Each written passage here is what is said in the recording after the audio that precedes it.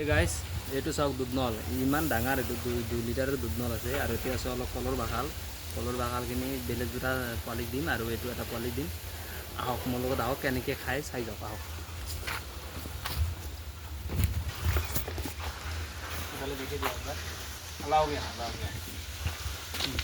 হ'ব ইমান আগব নালাগে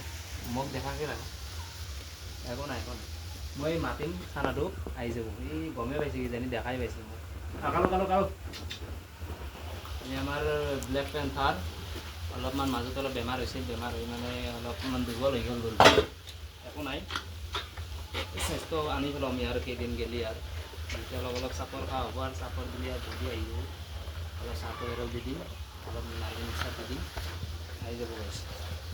আৰু এটা মানে পোৱালি সদায় আপোনাৰ 1.5 লিটাৰমানকৈ গাখীৰ খুৱাব লাগে